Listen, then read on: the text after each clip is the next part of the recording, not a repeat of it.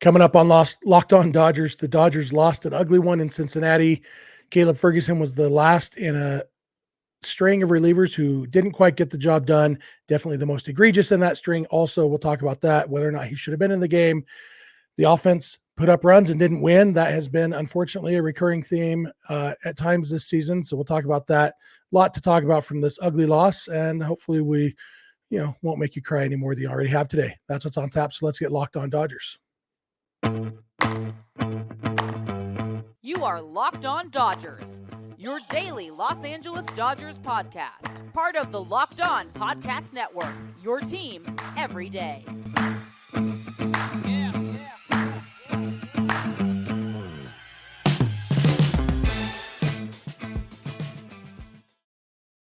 Hey, Dodger fans, this is Locked On Dodgers, part of the Locked On Podcast Network, your team every day. Thanks for making Locked On Dodgers your first listen every weekday morning. Remember, this show is free and available on all podcast platforms and on YouTube simply by searching for Locked On Dodgers. Or even better, go ahead and subscribe wherever you're watching or listening right now, and then you can become an everydayer just like we are. If this is your first time with us, I am Jeff Snider. That's Vince Samperio.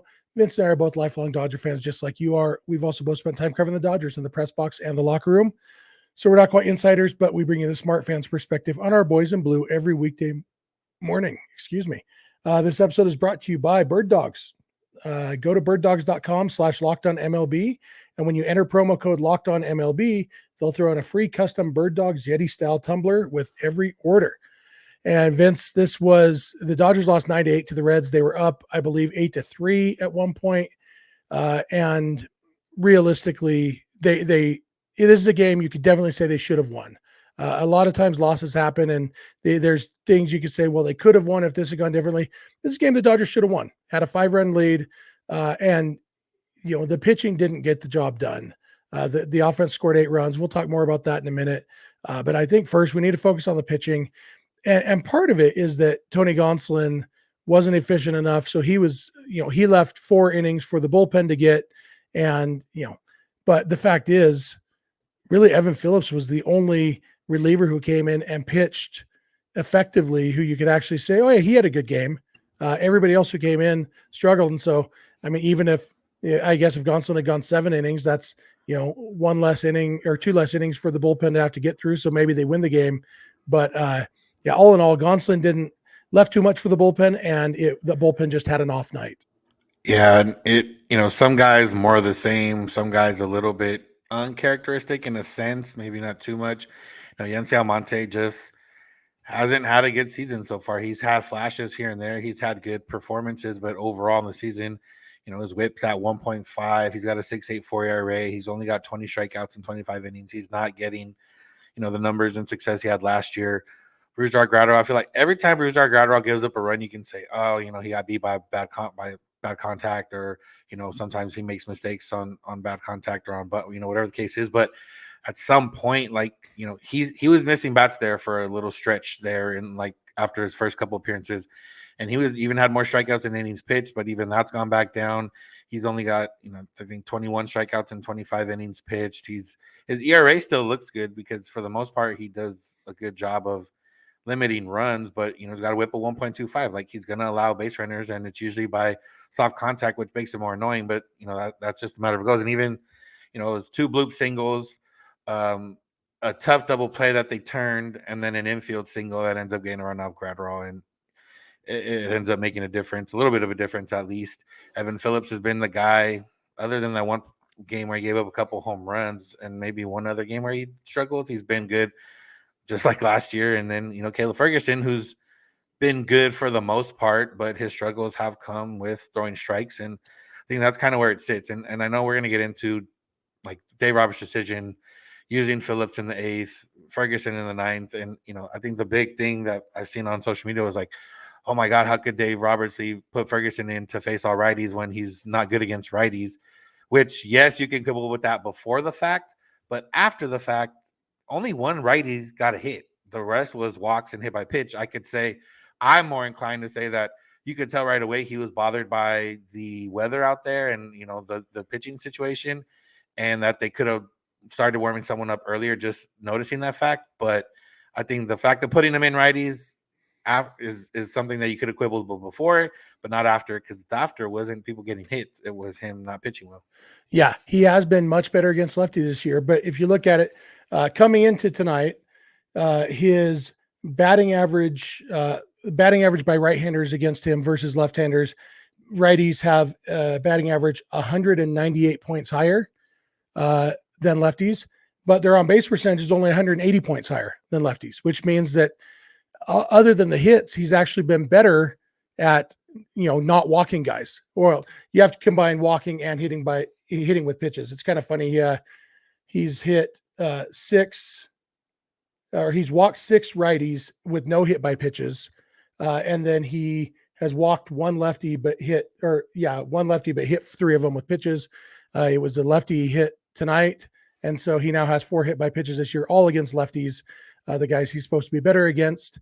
And yeah, like you said, the fact is righties didn't hit him, and I can understand, I can understand going to Ferguson over Miller to start the inning, because Ferguson has pitched better than Miller this year, not against righties necessarily, but you also, they're trying to make Ferguson into a guy who can be that guy they can trust against either side. And he's been that at times in his career. And so, I get it with the 2-run lead. And then I also can kind of understand why you don't bring in Shelby Miller after Ferguson's walked the bases loaded or whatever, because Miller actually, his weakness this year has been walking too many guys, and so bringing him in, they ended up having to do it anyway, but bringing Miller in with bases loaded, I mean, you're almost begging for a bases loaded walk, and that's not what ended up happening, but I think that's the thought process. But realistically, it's an impulse of a lot of fans to blame Dave Roberts anytime the Dodgers lose. And for sure, managers can do things to put their teams in better or worse positions. But the fact is, Caleb Ferguson's got to get the job done. And if Caleb Ferguson throws any strikes in this outing, the Dodgers win the game, because sorry, my nephew's Joy and Donovan, when you listen to this tomorrow, I declined your call because I'm doing a podcast. The problem wasn't Ferguson giving up hits. It was, I declined it twice. It was Ferguson walking too many guys, not throwing strikes. If he throws strikes, the Dodgers win the game, and that's the bottom line. And this is on Caleb Ferguson, unfortunately. Yeah, I mean, you walk Kurt Casale, who's hitting 100 something. That was a bad one. You hit the lefty. It was just on it, and like I said, could they have gone a different way to start the inning? Yes, that might be the biggest thing you could just, you could go against that. Hey, you know what? Shelby Miller should have just got that 9th from the start. But like I said, Ferguson's been that guy. And today he wasn't that guy. And unfortunately it came, in a bad time and in a bad spot. And the other part is, the bullpen right now is not good as a collective. It's not good. And it was one of what we thought was going to be one of the strengths coming into the season. But I see, maybe not so much knee-jerk reactions, but, a lot of things like, go get a closer, or you're going to have to play for a lot of relievers at the trade deadline and all this other stuff. And it's like, you might, if that was something the Dodgers would do, that might be something you'd be inclined to say. But I do think that it's a matter of these guys need to pitch better. They need to get a couple guys back from health. And I do think that there's some arms in the minors that might end up if it's like, oh, it's going to cost us this prospect to go get a reliever. Why don't we just use that prospect as a potential reliever, because he has similar feet? He might throw similar to what you're going to get from a reliever. So I do think that it's going to be one where we might see some young guys in some big spots here in July and August that they're going to, try out in reliever roles. And then if you get the other guys back healthy, that's obviously counting a lot. So I don't think it's all bad right now. I just think it's been a bad spot for like a month now, or 3 weeks now, where starters haven't been going that deep. They've been using a lot of the same arms, and, guys are starting to maybe burn out a little bit. And some of those guys weren't good before that. So it's just a matter of they're still not good. Yep. Yeah, but you're right. The bottom line is these guys got to pitch better, because there's no guarantee anybody they trade for would be any better. Relievers are so volatile, so they've got to pitch better. We're going to come back in a minute. We're going to talk about the offense, who did their job, but not quite enough. And that's kind of been a theme this year. So thanks for making Locked On Dodgers your first listen, and please keep it Locked On Dodgers. This episode is brought to you by BetterHelp. So therapy is something that I think sometimes we think therapy is just for people who've had a major trauma or some big event in their life that they're trying to get past. But really, therapy can help pretty much everybody. Whether you're trying to learn to set better boundaries in your life or empower you to be the best version of yourself.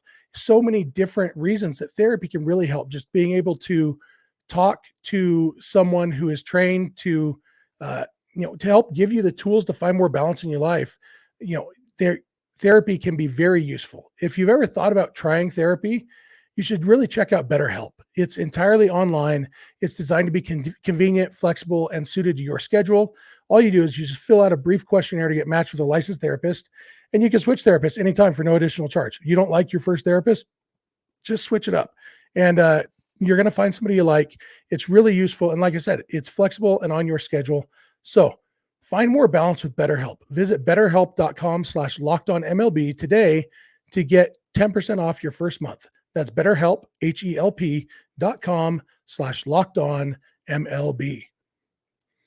All right, we are back. We want to thank you for making Locked On Dodgers your first listen every weekday morning. If you're watching on YouTube today, we'd love to hear from you in the YouTube comment section. If you're listening on the podcast, we'd love to hear from you through social media or email or whatever. We'll give you all that contact info at the end like we always do. We want to thank all you everydayers for being here with us every day. If you're not an everydayer, it's a really easy club to join. Just start watching or listening every day. It's a lot of fun. Even on games like this, we're still talking about Dodgers. It's better than talking about something that's not baseball, So we are here for you every weekday morning. We hope you'll be here with us. Also, if you can't catch the Dodgers today against the Reds on TV, you can always check them out on SiriusXM or the SXM app.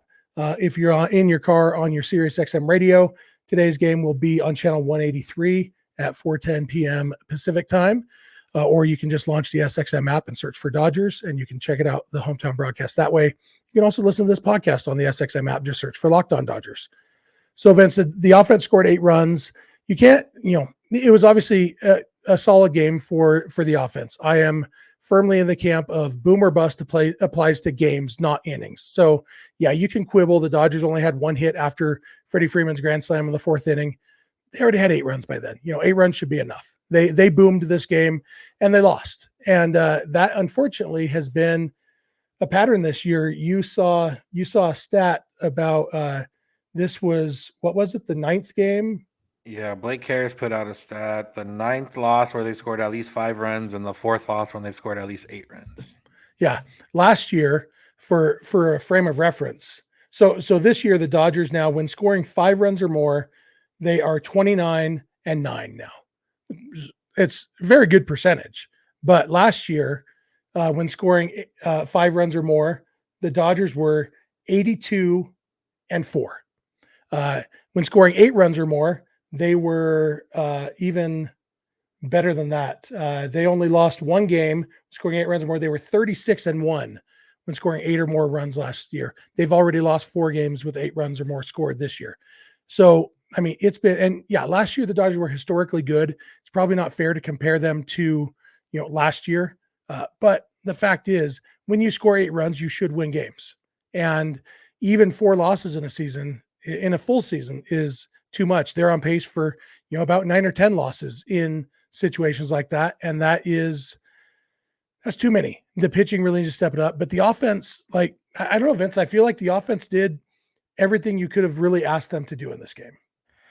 Yeah, when you score 8 runs, like you said, it's okay. You didn't do anything after the 4th inning, but you did have 8 runs. Like, if you just look at the final score every game and you see 8 runs, you're like, okay, the offense did their job. The pitching obviously didn't. And, I'm never going to be upset at them scoring 8 runs. And even when the bullpen started giving up, 1 run here, 1 run there, a couple runs here, it's not like the Dodgers turned it off after they scored 8 runs and then, tried to turn it back on. They just weren't able to score. That happens sometimes. It even happens kind of how pitchers are a little bit more comfortable when they're pitching with a lead. Relievers, on the other hand, are maybe pitching a little bit different when they're down by, 5 or more runs, just for the simple fact of, I don't want to let it get out of hand more. So let me not walk guys. So let me throw more strikes. And we've talked about before, most of the time, hitters are going to not hit, hitters aren't going to hit every single mistake pitch or every single pitch that's a good pitch for them to hit. They're not always going to get a hit on it. They're going to pop out sometimes. They're going to fly out. They're going to line out. There's a lot of different ways to get out than there are to get hits. And that's just the nature of the game. So it just happens to go that way. But yeah, I mean, the pitching, and it's been a combination for the games where they scored big runs. I mean, you had the one against the Rays where they scored 10 and lost, and that was, Gavin Stone gave up a lot of those, and he was the starter. And I'm sure at least one of those losses when they've, maybe not, one of those losses when they've scored more than 8 and still lost was probably a Noah Syndergaard start, who gives up seemingly 5 runs every time he pitches anyways. So they're getting put in holes by the starting pitching. Sometimes they're getting put in holes by the starting pitching, not just for runs allowed, but for not being efficient, not getting at least 5 innings deep. In the bullpen having to carry a lot of that. And then, the bullpen giving up runs like they did, last night. Gonsolin, like I said, wasn't efficient. 5 innings, 3 runs. Not a great start, but good enough, especially leaving with an 8-3 lead. That's a game you should win regardless. But yeah, I mean, at the end of the day, I don't care if the offense scores 8 runs in the first and nothing the rest, or if they score 8 runs in the 9th and nothing before that. If you're going to give me 8 runs, you should win that game. Yeah, absolutely. I'm actually just looking at the starting pitchers. 3, I have 2 more to look at. 3 of the 6 that I've looked at so far were Syndergaard starts. And looks like the other 5 were split. Actually, the other 5 were split among 5 different pitchers: Julio, Grove, Stone, Kershaw, and whoever I didn't say just now were the other 5. But 3 of those were Noah Syndergaard starts. So Dustin May was the other one. So yeah, it's rough, but I did look at 2021, and it makes me feel a little bit better. Maybe 2021, the Dodgers only went 76-12 when scoring 5 or more runs.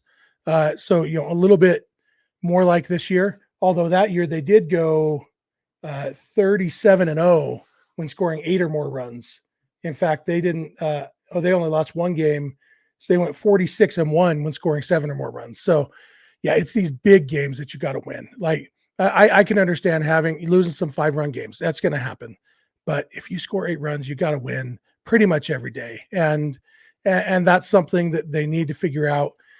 And hopefully the offense can keep scoring a bunch of runs, because the fact is the Dodgers, they're actually out of first place now. The D-backs won again. So the Dodgers have dropped out of first place, hopefully temporarily. They have their first 3-game losing streak in a couple months. And hopefully they can bounce out of this, and it will be up to the offense to keep scoring a bunch of runs while the pitching figures it out. But yeah, I don't think it's a long-term winning strategy to just tell your offense, hey, score 8 runs every game and we'll win most of them. I just don't think that's sustainable. Yeah. And, I think we talked about it in the last segment, but Dave Roberts after the game was saying similar things that we were saying, where the pitchers have to pitch better. Like with the type of arms they have, they should be, that's probably the most blame you'll get from Dave Roberts in the sense is, you should pitch better. We need to hit better. We need to, be better, whatever the case is.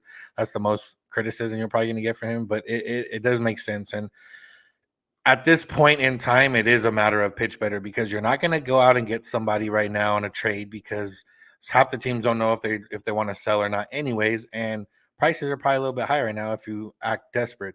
You're not going to really get anybody off the street. The Dodgers have tried. We'll talk about that a little bit in the next segment. A couple guys they've gotten that could, I guess, see their way into the Dodger bullpen at some point. But realistically, you're not going to get anything. And, maybe for whatever reason this year, the Mark Pryor lab, or however you like to call it, just isn't working out. They're not figuring it out. It's a combination of a few things. And right now it's a matter of, they need to pitch better, because there's not much help on the horizon. There will be help at some point, whether it's guys getting healthy, younger pitchers that they turn into relievers, or maybe a couple trades in July, but it's not going to happen the rest of this month. Yeah, absolutely. We will be back in a minute. Like Vince teased that, we have a couple minor signings to talk about and a couple more odds and ends from this game. So thanks for making Locked On Dodgers your first listen every weekday morning, and please continue to keep it Locked On Dodgers. This episode is brought to you by Bird Dogs. Look, Bird Dogs, they make pants, they make shorts. I want to talk about the shorts. They are awesome. They make you look good. They look, they call them stretch khaki shorts. They look like they are khaki, but they are so much more comfortable because they're not made of stiff restricting cotton. They are, Bird Dogs invented this cloud knit fabric. It looks just like khaki, but it stretches so you get a way slimmer fit without having to sacrifice movement. I mentioned this last week when my daughter graduated high school. We went to the graduation. My wife and I dressed up, and we told my son who was coming with us, he's 16 years old, said, "Hey, dress kind of nice. Don't got to get like you're going to church, but dress kind of nice." So he threw on a polo shirt and his Bird Dog shorts, and he looked awesome. He looked like he was going to a nice event because these shorts, even though they feel like your gym shorts, or even, I joked that my son was quoting The Simpsons, Ned Flanders saying, "Feels like I'm wearing nothing at all." They're that comfortable and they look great. So if you want to look great and be comfortable, look, it's all we all really, really want in life, right? So go to birddogs.com/lockedonmlb and enter promo code lockedonmlb for a free Yeti style tumbler with your order. That's birddogs.com/lockedonmlb for a free Yeti style tumbler. You won't want to take your Bird Dogs off. We promise you. All right, we are back. We want to thank you again for making Locked On Dodgers your first listen every weekday morning. Especially want to thank our everydayers. If you're not a hashtag everydayer, just hashtag listen every day, and then you'll be a hashtag everydayer. Hashtag. Also, if you want to check out the hometown radio broadcast of today's Dodger game, either because you're still at work or in your car or whatever, you can do that on SiriusXM or the SXM app. If you're on SiriusXM on the radio in your car, it's channel 183. If you are on the app, just launch the SXM app and search for Dodgers, and you can listen to the hometown radio broadcast today and every Dodger game. And Vince, it seems like there's been a lot of minor moves going on. Oklahoma City Dodgers they've had a lot of transactions the last few days. Luke Williams, the Dodgers had DFA'd him, and he got claimed by the Braves. So he was off the 40-man roster. Dodgers immediately replaced him on the 40-man roster by calling up Nick, is that his first name? Nick Robertson. And so he is on the active big league roster. They optioned Taylor Scott. Man, these names. I'm still working on them. So they optioned Taylor Scott, added Nick Robertson to the 40-man roster and the 26-man roster. But they signed Cole Calhoun, which is an interesting one for me because, like, the Trace Thompson, Cole Calhoun is not a Trace Thompson replacement. He hits from the wrong side of the plate. And I don't know that Cole Calhoun hits anybody other than the Dodgers these days. But that's an interesting one to see if they can fix him. They signed Mike Montgomery, who most well known for getting the final out of the 2016 World Series for the Cubs, that ground ball to Chris Bryant that he almost slipped and threw it away. Who else did they sign? You mentioned somebody else. No, I think that was it. Zach Birdie is the guy that they claimed a couple weeks ago. He got outrighted to the minor, so he's still in the organization. So another guy we might see. But yeah, I mean, Ryan Brazier. Oh, that's right. Yeah, Red Sox fans hate him, but maybe this is what I'm talking about. Like, these are the types of guys that are available right now that the Dodgers can go after and hope one of them can figure something out, or at the very least give them mop-up innings if they need, so they don't have to use the guys that are pitching a little bit better in certain situations. Phil Bickford's been pretty bad. He's on the injured list now. They might need some guys here in the next few weeks. We'll see. But these are the type of guys that are available right now. I was laughing about the Cole Calhoun signing because I was talking with my friend who's an Angel fan, and we were talking about how when he got released, we saw it on Twitter, and he was like, "Oh, the Angels should sign him just because they play the Dodgers like 6 times in the next month or so." And I was like, "No, I don't want that." And then the Dodgers ended up signing. So maybe they're just preventing that, preventing Cole Calhoun from beating them at least for however long he's going to stay in the organization this season. Yeah, if he's playing for Oklahoma City, he's not playing for somebody the Dodgers are playing against. So it's kind of funny. He really based on a couple big seasons against the Dodgers, because he also had some years where he was terrible against them, but his overall numbers against the Dodgers look pretty good because of those big seasons. Yeah, and you know what? He could be he's basically David Peralta in different clothes, right? And so, if David Peralta doesn't end up working out, he's had a decent batting average lately, but still isn't hitting for much power. So, options there, or if somebody gets hurt, you can never have too much minor league depth, I guess. And that's probably all Cole Calhoun is right now. But it was, if he does make it, I think I actually have one of my few non-Dodger bobbleheads right over here is the Cole Calhoun bobblehead. So maybe that could become a Dodger bobblehead. Hopefully my Manny Machado one will never become a Dodger bobblehead again. Yeah. Real quick, we didn't talk about this before, but Alek Manoah from the Blue Jays has had a really bad year so far. They optioned him today. I think obviously the direct option was to like the Florida Grove, whatever it was. Basically, like if the Dodgers send someone to like the Arizona League complex. So it's mainly just to work on himself. I wonder if he becomes someone the Blue Jays make expendable. I mean, obviously they need him to get where they want to be. They need him to be like where he was last year. But I wonder if this is a case of like him, the person, along with him not pitching well, or just him not pitching well. They want him to go work on some mechanics or go take a break or something like that. Yeah, I'm just looking at his stats this year. His big thing, he leads the major league in walks. He's walked 42 guys in 58 innings. Other than that, like although his strikeout rate's down, although it's not even last year when he finished third in the Cy Young voting, he only had 8.2 strikeouts per 9.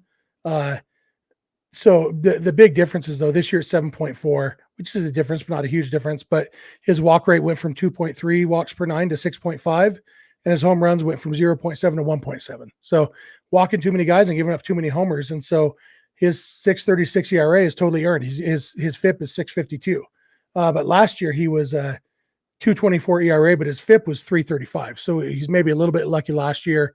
I saw Saris said that his model never really liked Manoah that much, but it didn't dislike him to the tune of a 6.36 ERA. Yeah, I assume this is just a case. I think if they were really that down on him, it would have been AAA or AA that they sent him to, not the complex league, because it's clearly let's go where our entire staff is. It really is like sending somebody to Camelback Ranch. We've got all our tools there, everything there. You go work on fixing whatever's wrong. And he was a first round pick by the Blue Jays just 4 years ago. He made a big splash. I always feel like it's a fat joke when I say somebody built like him made a big splash. And I guess I'm allowed to make fat jokes, but I'm sure he could make a big splash at the swimming pool, but he made a big splash in the big leagues. And I think they're still counting on that. So yeah, it's hard to see him getting available, but I wouldn't mind, because that would definitely be a fun one for the prior lab. Yeah, for sure. A couple other names real quick, since I think we got a question about it. And there's the main guys. For starters, there's Giolito, who would pitch very well against the Yankees at Yankee Stadium today. There's Dylan Cease, who still has a couple years, so it might cost a little bit more. There's obviously Corbin Burns. There's other guys like that. I think the White Sox are interesting because they are one of the teams that aren't that good, but they're in a bad division, so that's kind of makes it a little bit tough, because they do have guys like Giolito. Cease could potentially help the Dodgers. Liam Hendricks, Joe Kelly's there. He's pitching relatively well. That's a guy that the Dodger fans, I'm sure, wouldn't mind back. Tim Anderson, that's probably faded away a little bit unless he starts picking it up, but that is a team to be on the lookout for if you're a Dodger fan. And if you want to root for somebody to keep losing, I would say it would be that team. Yeah, and we'll get to contribute to that next week. The White Sox come to town. Hopefully I'm going to be at one or two of those games, trying to say which one. There's 2 bobblehead giveaways in that series, and the one game that's not a bobblehead giveaway is my son's birthday. And so trying to figure out which game or games I'm going to go to, but hopefully we'll be down there. I think that's probably enough for this episode, right? Yeah, worst loss of the season until this point. But like I said on Twitter, it's the grand scheme of thing. If the Dodgers lose something by a game, there's going to be plenty of other games that you could think of. This one might come to mind, but it won't be the only one. Yeah, let's just bounce back and win today, and everything will be fine, especially if they win the next 9 days too or something. So we want to thank you all for making Locked On Dodgers your first listen, especially our everydayers. If you're not an everydayer, become one. Just listen every day. If you want to check out the hometown radio broadcast of today's game or any Dodger game, you can do that on SiriusXM or the SXM app. Just launch the app and search for Dodgers. You can follow us on Instagram and on Twitter at Locked On Dodgers. Vince is on Twitter at VinceSense91. I'm on Twitter at Snydog, and the DMs are open in all of those places. You can also email us at lockedondodgers@gmail.com, or you can send us a voicemail or a text message at 323-863-LOCK-5625. We are here every weekday morning, and we hope you'll be here with us. When you get in your car or sit on your couch, tell your smart device to play podcast Locked On Dodgers. And remember, you don't have to agree. You just have to listen. We'll talk to you tomorrow. Have a good one.